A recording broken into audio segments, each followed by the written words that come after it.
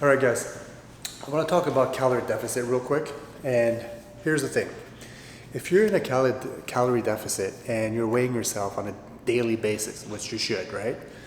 And the weight is not moving and the scale's not moving after 2-3 weeks, or it's going the other way around, you're simply not in a calorie deficit. That's just all it is. You're not. So there's no way that you could be in a deficit and not lose weight.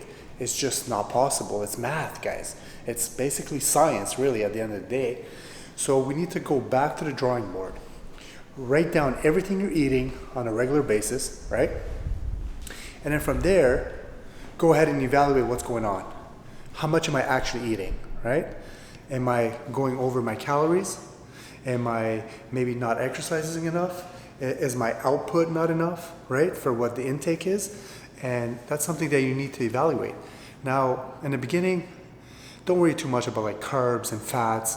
The most important part is protein. Protein needs to stay high, and that's priority. And then you can play around with your carbs, you can play around with your fats. It's not the end of the world. It really depends on how you feel. If you feel better on carbs, eat more carbs. If you feel better on fats, eat more fats. As long as one of them is lower than the other. So if you have low fats, you have higher carbs. If you have low carbs, you have higher fats. As long as your protein is high and the total of your macros add up to your day-to-day calories, right? So to find out what your maintenance is number one, obviously, and then you just go in a deficit, a small deficit, right? I would say anywhere between 250 to 300 calories deficit from food is good, and then you get the rest from doing exercise, right? So then the total would be roughly 500 calories, and that's something that you can maintain. You can stay in a deficit for a very long time on a 500 calorie deficit. But something like 1,500 or 1,000, just because you want to slash the weights off, it's only going to last so long. Like you're not going to be able to maintain that for a long period of time. And that's the issue. The issue is you want to do something that's going to keep you in a deficit for a very long time. The longer you stay in the deficit, the leaner you'll be, right?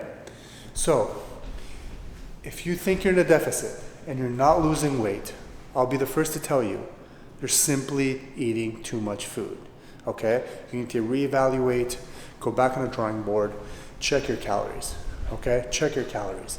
Make sure that your calorie intake is the exact amount that you should be intaking. Now, don't forget, a lot of clients and a lot of people that I talk to say the same thing.